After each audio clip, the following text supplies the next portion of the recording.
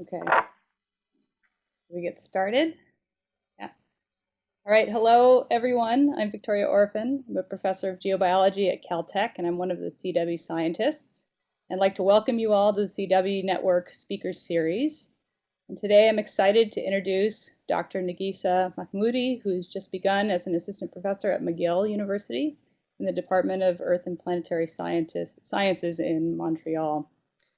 So Nagissa actually began her academic career in Canada. She first completed her BS in integrative biology at the University of Toronto and then pursued her PhD with Greg Slater at McMaster University, where she studied the in situ degradation of hydrocarbon components in petroleum by natural microbial communities. After that, she came to the States to do two distinct postdocs. The first one was with Terry Hazen at the University of Tennessee, where she was able to continue some of her research on petroleum degradation by microbial communities. And then she joined Ann Pearson's lab at Harvard as a C-DEBI postdoc, where she began some of the exciting research she's going to share with us today. So in this work, Dr. Mahmoudi has been using combinations of stable and radiogenic isotopes of carbon to help deconvolve both the order and the rate of microbial degradation of specific organic components that make up this mix of sedimentary organic matter, using this really cool incubation system that they call the Isocarb system. So the title of her talk today is Uncovering Microbial Species-Specific Effects on Organic Matter Transformation in Marine Sediments. And so just before I hand it over to Nagissa, I just want to remind the audience out there that there will be a question and answer session at the end. And if you have any questions during the talk, you can type them into the box on the right of the screen and then have a hopefully productive conversation afterwards with Nagissa. So welcome, Nagissa. Take it away. Thank you. So let me just get my talk up here. Okay. Okay, so I'm guessing you can all see my presentation and everything looks good. Otherwise, someone can shout into a microphone if they can't. So I'm really excited to talk to you all today about my recent research that I did as a C-DEBI postdoctoral fellow.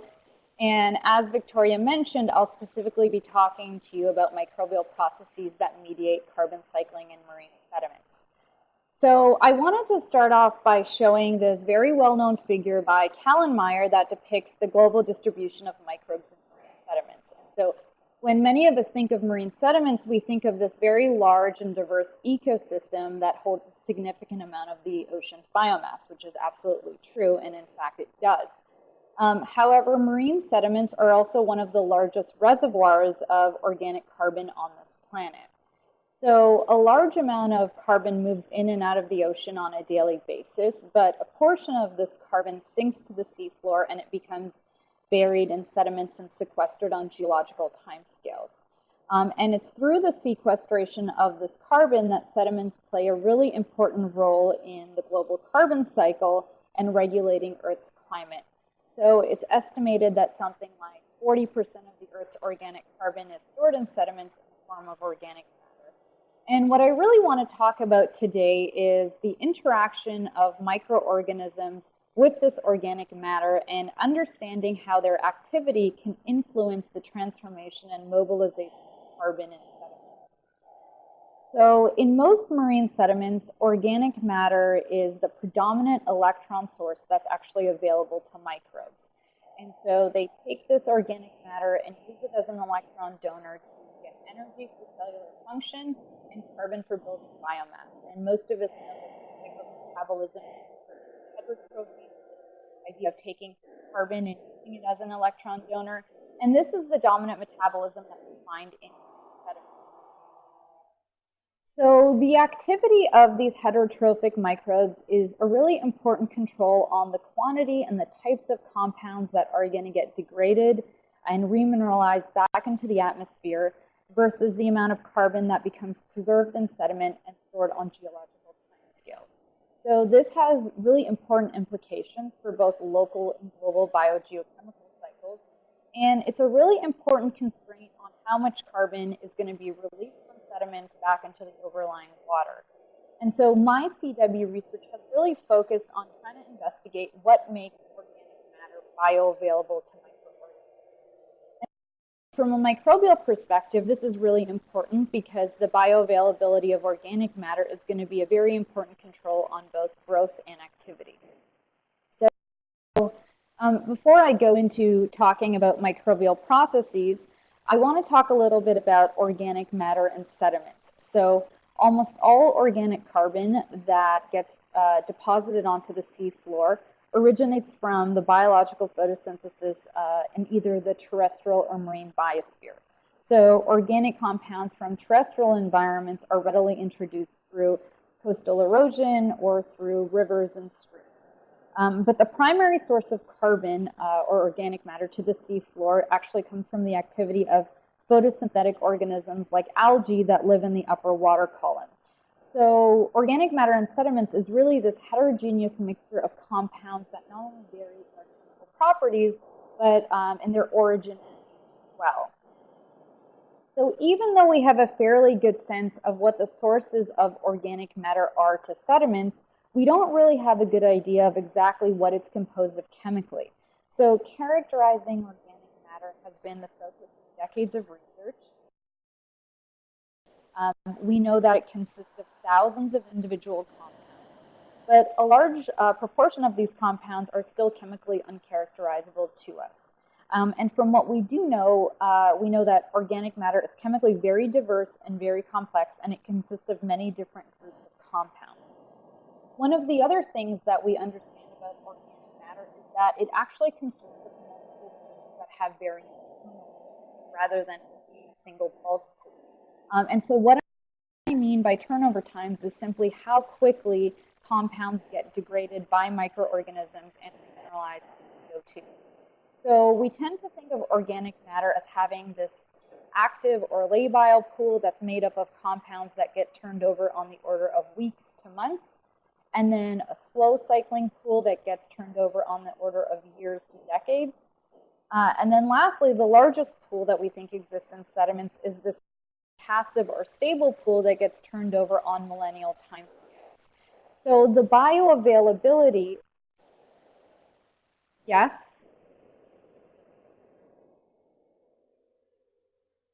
Sure. Okay, do you want me to go back a slide or two, or is this okay? Should I just continue?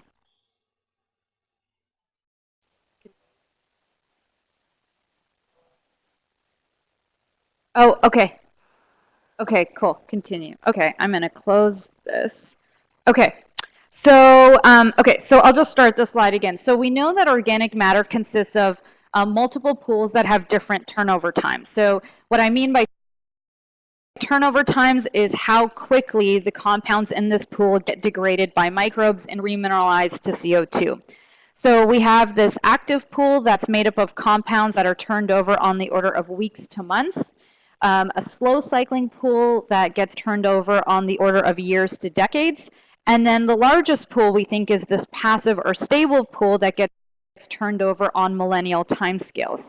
So the bioavailability of these pools to microorganisms is thought to vary. So compounds that are in this active pool are thought to be very bioavailable, and we think of them as being very biologically reactive, and we often refer to them as being labile. And then in contrast, compounds in this passive or slow cycling pool are thought to be less bioavailable and resistant to microbial degradation, and so they're often referred to as being recalcitrant. So in terms of the chemical properties of these pools, we know they're not chemically the same. So these active pools tend to contain compounds that are smaller in size. So these compounds have a lower molecular weight compared to, say, slower or passive cycling pools. And in terms of structure, the active pools tend to be more aliphatic, whereas passive pools tend to have more aromatic compounds. And then with age, there's been work and measurements done that have shown that active pools contain compounds that are younger and that were more recently generated or through photosynthetic activity, whereas the passive pools tend to contain compounds that are very old and have been lingering around in the environment for a really long amount of time. And so when we put this into the context of marine sediments, we tend to think of organic compounds that are derived from phytoplankton, so from surface waters, as being labile or more labile because they tend to be smaller and more protein rich. And in comparison, we think of plant material that, say, comes off land, so terrestrial carbon, as being more recalcitrant or less bioavailable because these compounds tend to be larger and more aromatic. So this isn't really always the case, and there's been a lot of studies over the last few years that really question these assumptions we make about the chemical properties of organic compounds and how it relates to its bioavailability to microorganisms. So a really good example of this is lignin. Lignin is found in all vascular plants. It's thought to be resistant to microbial degradation because of its sheer size and structure. However, this isn't really what we always observe in the environment. So there was a study done a few years ago that looked at lignin degradation in the Amazon River, and they carried out a series of incubations, and they actually found that lignin was degraded within days by the native microbes in the river. And so this is sort of one example that demonstrates this idea now that given the right context and potentially the right microbes, compounds that we think are recalcitrant or not really bioavailable can actually get degraded really quickly. So another example of this is work done out of Farouk Azam's group at Scripps, where they incubated dissolved organic carbon with a natural seawater community and separately with a bacterial isolate, specifically this Alteramonas. So dissolved organic carbon is just carbon isolated from the water column rather than the sediment. And so what they found was that this bacterial strain was actually capable of degrading as much dissolved organic carbon as this entire complex natural community. And so this study, along with a few others that I haven't shown, they really suggest that the ability to use organic carbon varies among marine microbes such that the bioavailability of organic matter itself can be specific to different microbial taxa. And so this is where my C-DEBI project came in because we know that the bioavailability of organic matter is affected by chemical properties, so things like the intrinsic size and structure of the compounds, as well as environmental factors like minerals and temperature and oxygen. But one of the major unknowns is how biological factors like the taxonomic distribution of microbes fit into this relationship. So the work that I did for my C-DEBI project was really trying to understand whether specific taxa degrade distinct pools of organic matter, and ultimately trying to understand the extent to which organic matter remineralization in sediments is going to be species specific. So in order to be able to test differences in the utilization of organic matter degradation and do it under very controlled conditions, we used a bioreactor system that Victoria mentioned that uses carbon isotopes. So just to give you a brief overview of carbon isotopes, for those of you who don't work with these sort of analyses, carbon has 3 naturally occurring isotopes. So these are elements with the same number of protons but different number of neutrons that results in different masses. So we have carbon-12, that's stable. This is the most abundant isotope. It accounts for 99% of all carbon we find on Earth. Then we have carbon-13, which is also stable. And then lastly, we have carbon-14 or radiocarbon, which makes up less than 0.1% of all the carbon we find, and it's radioactive. And so what that means is it's actually going to decay over time. So if we have a compound, the total amount of C14 or radiocarbon is going to decrease as that compound ages. So we can measure the ratio of carbon-12 to carbon-13 in a sample and get a stable isotopic signature, or a C13 signature as we like to call it. And then similarly, we can measure the amount of C14 in a sample relative to a standard and get a radiocarbon or a C14 signature. So when we apply this approach to the natural environment, what you'll see is that these different carbon inputs that I already mentioned and show you are going to have very distinct isotopic signatures. So if we start off in the terrestrial biosphere and we look at the C13 signatures there, we can differentiate between carbon that comes from C3 plants versus C4 plants. And then if we go over into the water column, organic compounds that are derived from marine phytoplankton like algae are going to have a very different C13 signature than that plant material. And then if we bring in and consider our C14 signatures, what you'll see is that the current atmospheric CO2 value of C14 is around plus 50.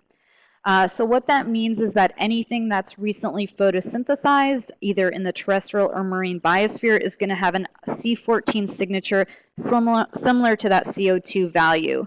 And then in contrast, if we have something like an oil seep on the seafloor, petroleum that comes out of that seep is going to have no C14 because these compounds are millions of years old.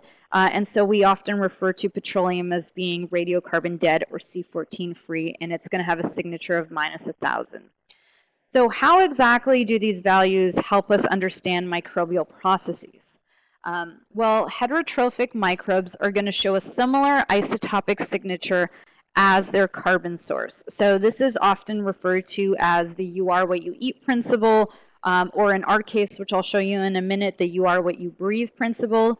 So if we've got a microbe here and we've got a mixed pool of organic matter and our microbe degrades a specific substrate, its biomass and any respired CO2 are going to show a similar isotopic signature as that carbon source. So we can measure the isotopic signature of things like lipids, DNA, and CO2, and then use that as a natural tracer to understand exactly what our microbe was eating. So in order to do that with CO2, we developed a bioreactor system in Anne's lab called the isotopic carbon respirometer bioreactor, or the Isocarb system for short. And what it allows us to do is monitor respiratory CO2 production, but then also be able to sequentially collect that CO2 for natural abundance C14 and C13 analysis. So the system consists of a gas panel that flows helium and oxygen into a 3-liter culture vessel, and then gases are stripped away from that culture vessel and they go into a CO2 analyzer, and then they flow into these molecular sieve traps that collect the CO2. And then in order to remove the CO2 from the traps, we bake them under vacuum using custom ovens, and then purify the CO2 on a vacuum line and send it off for isotopic analysis. So the system has a lot of flexibility, and we can really incubate any combination of carbon and microbes in the culture vessel. And using the Isocarb system, we can measure the isotopic signature of respired CO2, and then use that as a natural tracer to assess the source and the age of organic matter that our microbes were remineralizing. So our plan for my C-DEBI work was to take marine sediment, to sterilize it, and then incubate it with different species in the Isocarb system, and then measure the rate and isotopic signature of respired CO2. So the incubations that I'm going to show you today consisted of 2 liters of minimal media that contained no carbon sources, along with 50 milliliters of cells, and then 22 grams of sterilized sediment. So the isolates that we used for these incubations were a Vibrio and a Pseudo-Ultramonas. These are both fairly common marine heterotrophs. They're both gamma proteobacteria, and they were actually isolated from the same environment at the same time, and this was just coastal seawater. And so I grew up these cultures to the same cell density and then injected them into the Isocarb system, which at the time contained media and sterilized sediment already. So specifically, we wanted to incubate these strains, so the Vibrio and the Pseudo-Ultramonas, with sediments collected from Guaymas Basin. So for those of you who aren't familiar with Guaymas Basin, it's a young active spreading center in the Gulf of California. So it experiences magmatic heating, which generates petroleum-like compounds through the heating of very organic rich sediments. And the reason the sediments in Guaymas are so organic rich is that there's a very high sedimentation rate and very productive overlying waters. So we get really high delivery of phytoplankton material to the seafloor. And the sediments we used were collected in December 2016 on a cruise that was led by Andreas Teskey.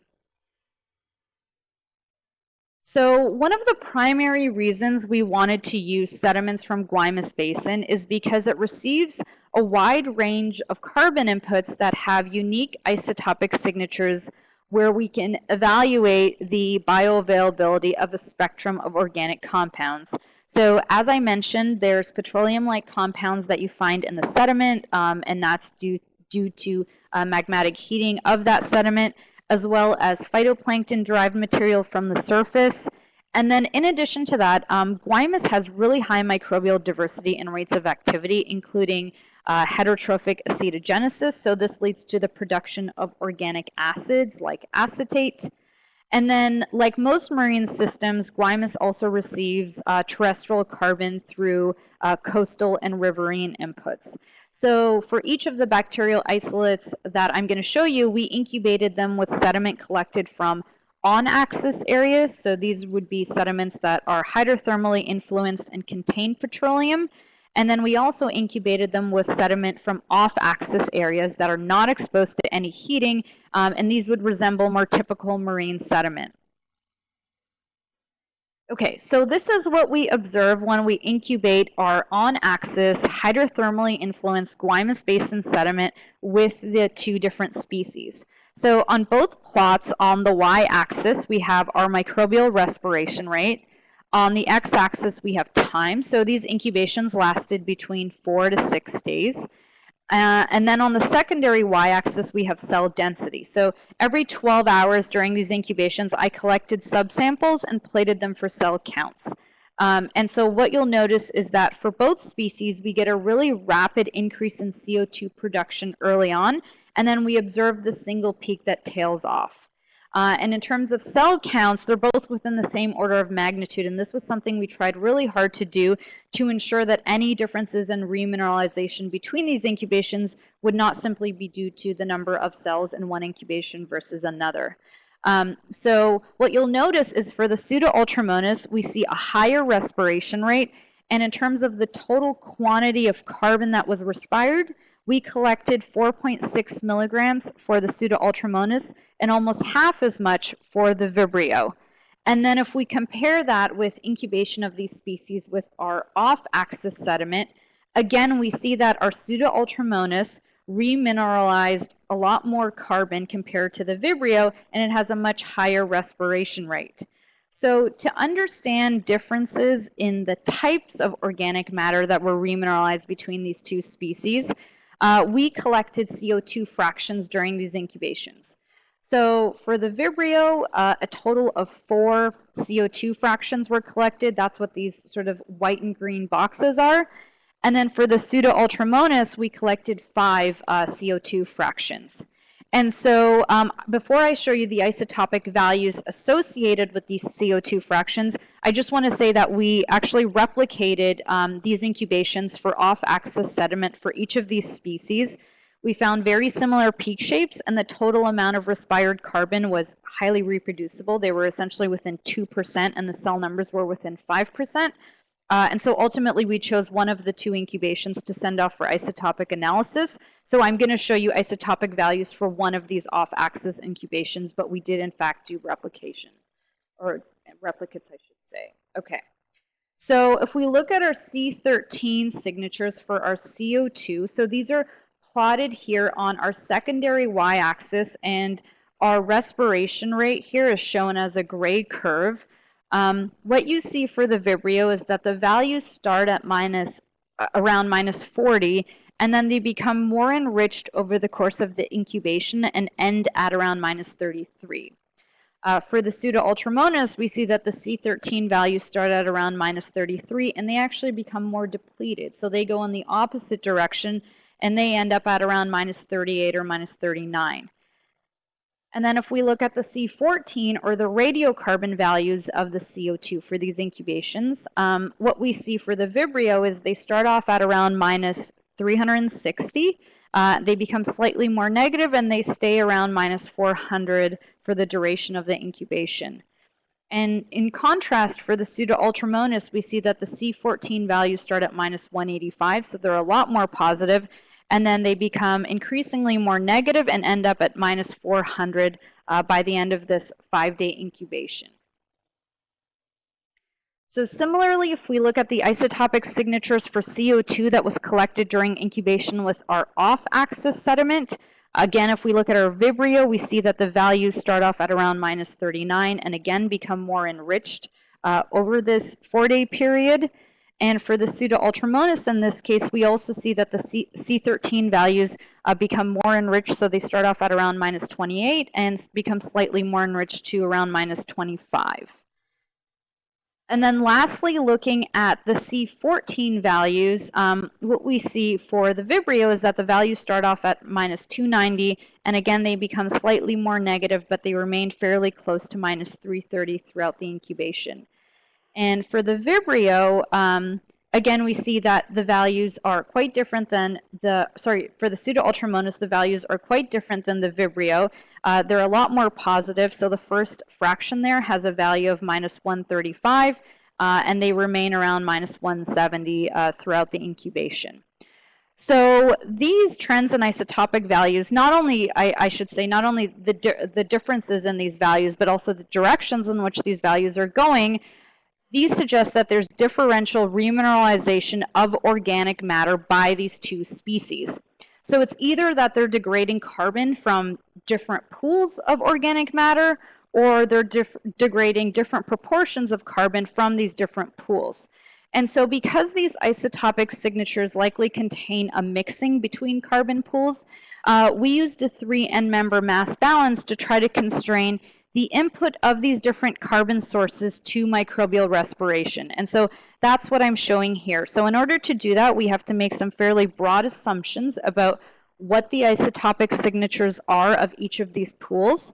So for the on-axis sediment, we assumed that the dominant organic matter pools in the sediment were phytoplankton-derived material from the surface, heterotrophically produced acetate, and then petroleum carbon.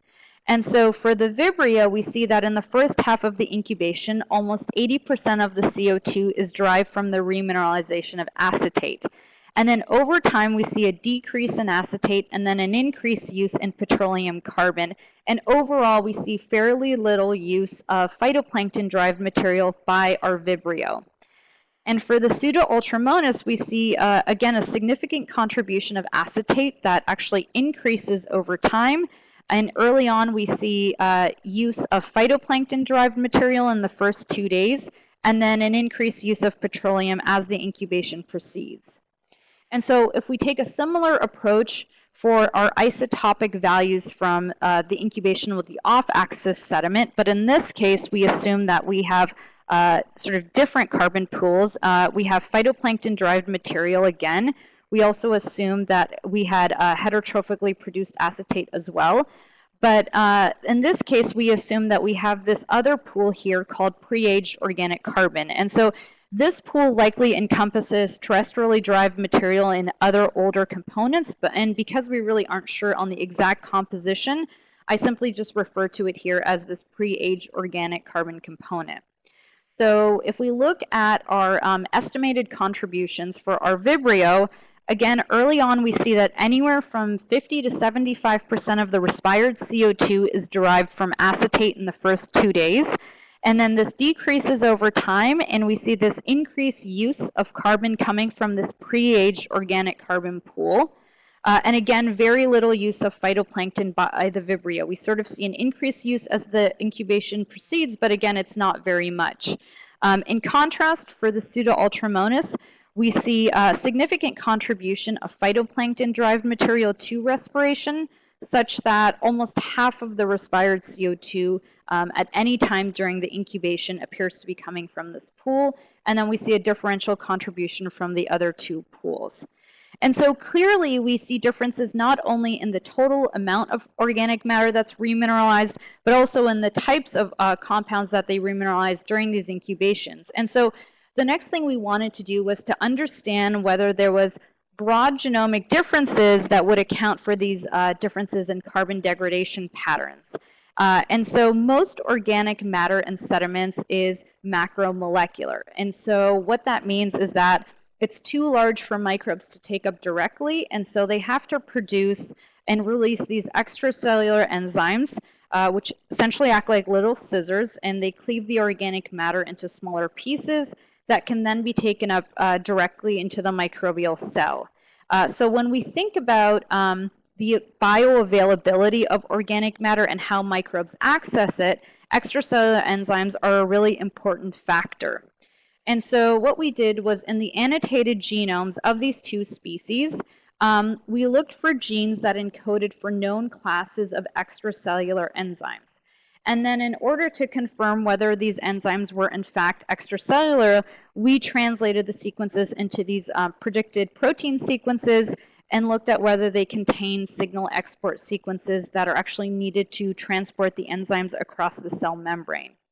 So in the end, we found that both the Vibrio and the Pseudo-Ultramonas contain many gene copies for enzymes that were involved in the degradation of chitin and protein-like compounds, so peptidases and chitinases. But our Pseudo-Ultramonas species was actually found to have 4 times as many more gene copies of enzymes of genes encoding for extracellular peptidases. And so this is really consistent with our geochemical observations of this species remineralizing substantially more phytoplankton material that tends to be very protein rich compared to other carbon pools. So before I sort of summarize and wrap up with my conclusions, I wanted to just briefly talk about acetogens in marine sediments and the fact that both of our species metabolized a large amount of acetate that was found in the sediment. So when we first measured these very depleted isotopic values, I went through the possible sources of carbon in our sediment that would account for them, and the only one that really made sense was acetogenesis. And interestingly enough, I found this paper from almost 30 years ago, which reports really high concentrations of acetate in push cores that were collected in Guaymas Basin. So this was a little surprising to me at first because I tend to think of acetogens and acetogenesis as this very slow, low energy metabolism, which is absolutely true if you only consider autotrophic acetogens. So autotrophic acetogens use only CO2 to produce acetate through this reductive acetyl-CoA pathway. And so the amount of energy that you get through this reaction is, I believe, not even enough to make a single ATP molecule, but you get this really strong isotopic fractionation through this pathway and through the generation of acetate. But if you couple this reaction with the degradation or fermentation of other organic compounds, you get significantly more energy. So in our case, the isotopic values that we measured were nowhere near the isotopic fractionation of almost 60 per mil of what you would expect if you had strictly autotrophic acetogenesis. Instead, our values were much closer to what you would expect for heterotrophic acetogenesis. And so if you, if you think of heterotrophic acetogens as being able to use a number of different organic carbon substrates, recent papers really suggest that they're the most metabolically diverse group of anaerobes.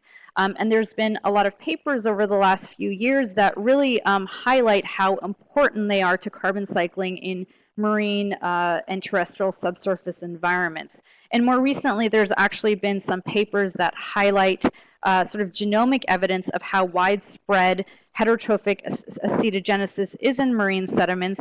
And so I say this because there's probably a lot of you listening who study marine sediments and who look at different metabolisms, but it would be really great if we could have a better understanding of this metabolism and sort of how diverse and widespread it is and some of the potential rates that we are seeing in marine sediments or in, I guess, in subsurface environments.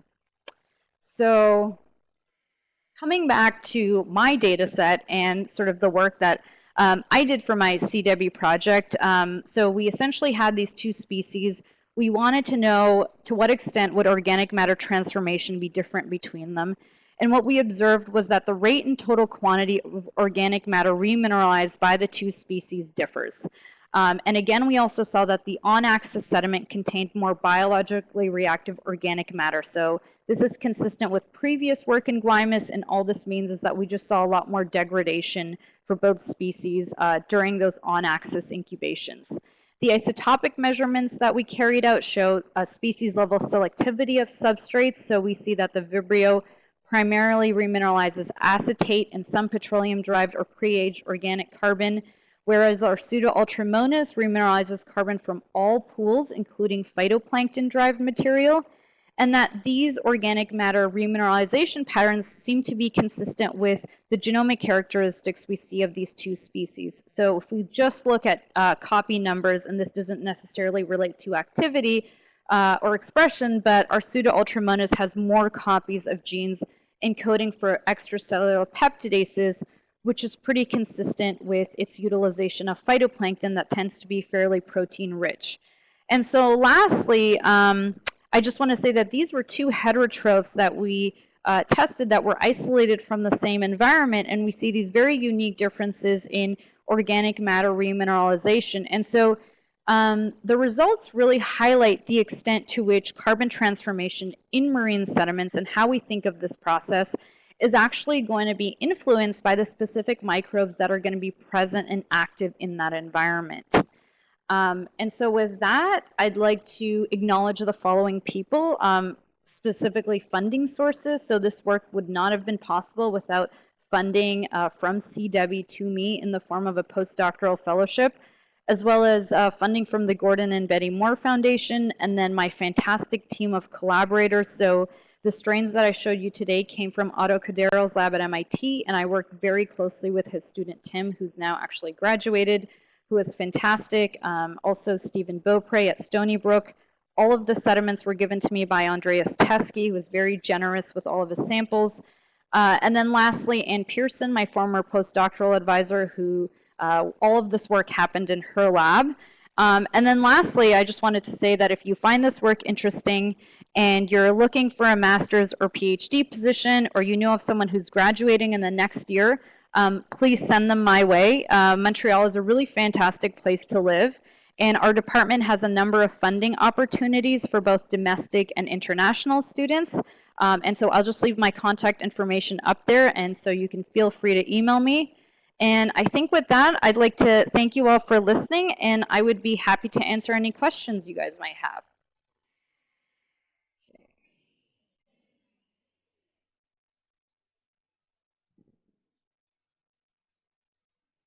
All right.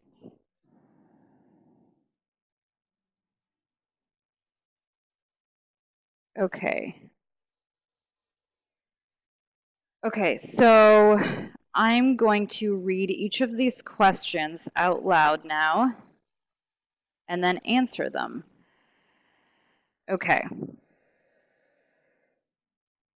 Okay, so the first question is from Roland.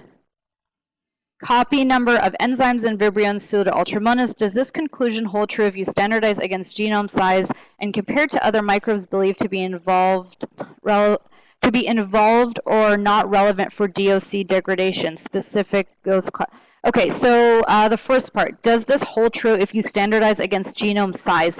I don't know, and that is something that is a really good question, and I will definitely look into that. So this is what I showed was just absolute copy numbers. The second part of that question, compared to other microbes to be involved for DOC degradation. So do you mean the sequences of those genes? Can you clarify that point? Okay, I answered both questions. Okay, sweet. But yeah, the genome size is definitely a good point, and I will for sure look into that because that's something I hadn't considered. Okay, so then there's another question about peptidases. Are they general or specific markers? Tell me about your peptidases. Okay, so I wish I could tell you more about my peptidases. I have no idea if they're general or specific or how we could figure this out. So I've actually started looking into this. There's a new postdoc in Otto's lab, Julia, who's fantastic, and she's been helping me dig into these genomes. But one of the issues is that peptidases are so diverse. And so it's really hard to tell if something is general or specific. From the reading and from what I've looked into, they seem to cleave specific parts, but that's really all I can find. So I wish I had a better answer for that, but I just, right now, based on what I'm seeing and based on what I'm reading in the literature, I don't know if I'll be able to actually answer that. All I really have is the number. Oh, okay. So there is some work that show that it's non-specific. Okay, so can you email me that work, or maybe send me the author? Okay, perfect. That would be excellent because, yeah, from what I've seen in the literature, it's been very hard to tell. Okay, so JP, the model species that you use usually exhibit a copiotrophic lifestyle. Have you tried this with more oligotrophic? How would you expect? That's a really good question. So one of the reasons we selected these two bugs is because they grew really fast and they would eat a lot of carbon. And you're absolutely right about that. So we could definitely try this with an oligotrophic bacteria, but one of our issues is how much carbon we need to collect in order to do isotopic analysis. So this is really a technical challenge, right? So that's one of the reasons we haven't tried something that grows slower or produces less CO2, only because I don't know if we'll be able to collect enough. It's definitely something I want to try. These two species were sort of like I would call low-hanging fruit to try out because they grew so fast and they were so easy to manage. Would I expect the succession of organic matter remineralization to be different? So if I'm thinking of an oligotrophic organism, I will say not necessarily if they've got the same sort of genomic capabilities, because I believe that sort of the compounds they use, those sort of, I should say, broad mechanisms of reactivity, I think hold true regardless of how slow or how quickly something is growing. Obviously, that doesn't hold true if you're thinking of a complex community and things are going to outcompete it. But I would say I would expect the succession to be similar. But yeah, trying it with something that is more oligotrophic is a great idea and something that I would love to try. Okay. So I think there's no more questions. Or questions that I've missed. I'm going to scroll up. No. Okay. Okay, people are typing, so I'm just going to see. These are questions. Yeah, no, I know. I feel like I could have done a whole presentation on method development to end up actually getting this data.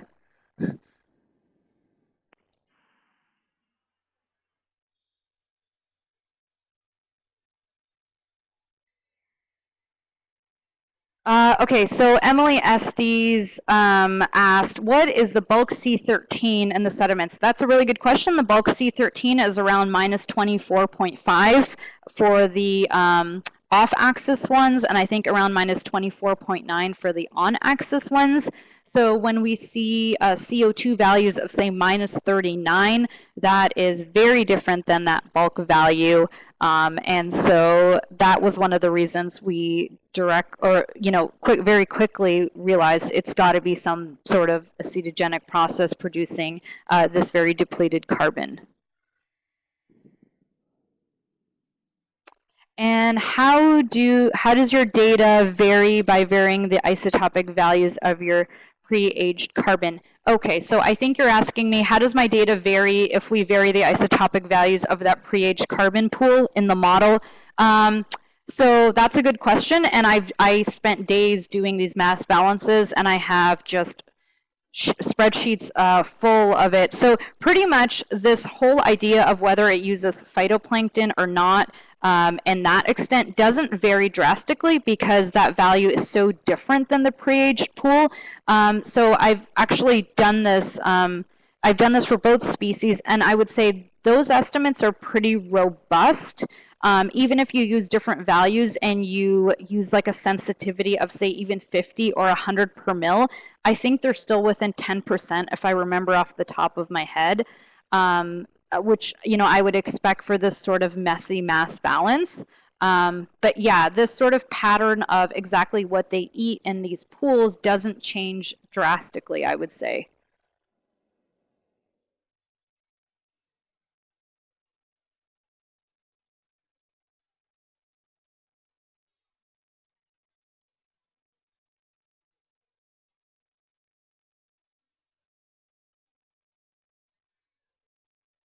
Just waiting to see if there's any more questions. No problem. And Emily, I'm looking forward to citing your data when I write up this data. So great. Thanks, Victoria.